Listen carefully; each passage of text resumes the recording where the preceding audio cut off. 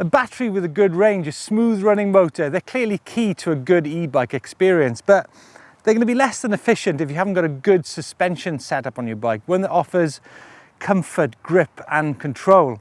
And the thing is, people are keen to tell you how to rather than why to. So in this video, we're going to be going into why you should set up your suspension correctly rather than how to. After all, a lot of the time, that's a rather hit and miss affair.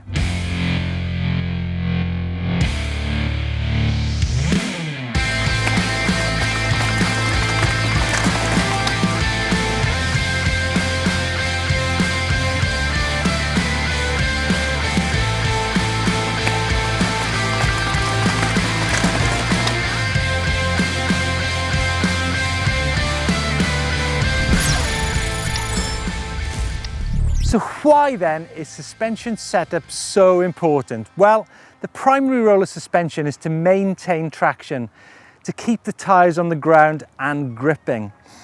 Now, the physics actually tell us that soft suspension gives you more grip.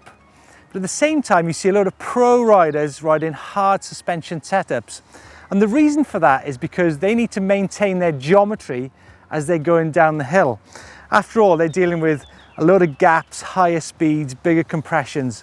But the thing with those guys is that they're really strong and they can deal with it. But e-bike suspension really is important. Think of it as one of the key things that you need to get right to get the best performance out of your bike. There's other things too, such as the width of the bar, your tyres, the geometry. There's loads of things involved in getting good performance. But I'd say that you need to think of suspension as a primary objective in setting up your bike. Air pressure. Now this should be number one on your list because ultimately this is what balances your bike, and the front and the rear of your bike should be evenly matched. If they're not, that's really going to affect the geometry and the balance of your bike, because at any time during your ride you should be able to put equal pressure on both the front or the rear tyre. Too much air pressure and the bike will be less inclined to track the terrain but skip across the tops. As I mentioned earlier, some World Cup racers often use it to prevent the weight transfer you can get from soft and often comfortable suspension. And it's true, you will get a less comfortable ride with stiff suspension. Now, if you've got too much air pressure in both the front and the rear, it means the bike is going to be riding quite high in its travel, which means that cornering is really going to be quite difficult, and fatigue is going to be part of the ride because it's going to be so hard on your hands and on your legs. Now, too little air pressure and your weight will either be forced forwards because you've got too little air in your fork, or rearwards because you've not got enough in your rear. It leads to a kind of bucking motion where you have to constantly shift your weight to balance the bike out. Now, it's also worth remembering that if you've not got enough in your bike, then that's going to put a lot of strain on your bike because the bike is going to be bottoming out constantly. You're also going to be catching your pedals, and that's going to be quite critical if you're going to be doing climbs. And your weight is going to be forced rearwards, affecting the climbing dynamic of the bike.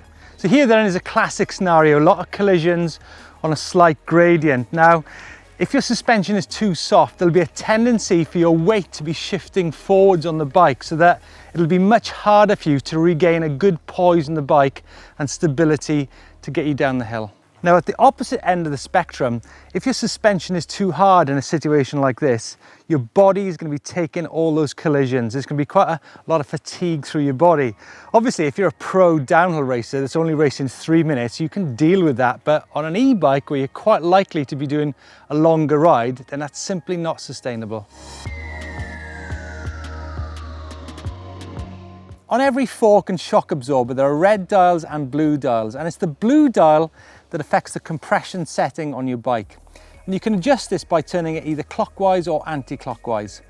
Now, if you give it too much, that's mean it's going to be quite a harsh ride on your bike, which means it's going to lead to a lot of fatigue in your body.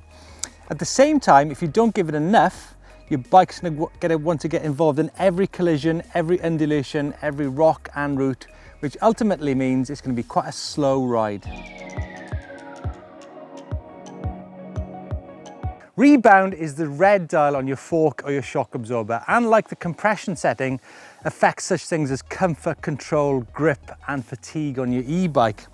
Now what you're trying to do with Rebound is make sure that there's plenty of grip in the rear tyre for climbing. The e-bike's not too much of a handful when you're going off jumps. And the key thing is that because an e-bike is quite heavy, you actually want to use Rebound to make sure the bike is quite fun and poppy when you're using it down the trail. The effect of adding too much Rebound, and by this I mean turning the dial too far in the plus direction, will mean that you'll get to a stage where the shock absorber is not recovering quick enough to deal with the terrain you're riding through. On the other hand, the effect of too little Rebound, turning it largely in the minus direction, will mean the bike will start behaving extremely lively and will become a bit of a handful, lacking poise and control. When it comes to suspension, a lot of people talk about travel. Now this isn't air miles, it's simply the amount of suspension your bike has got.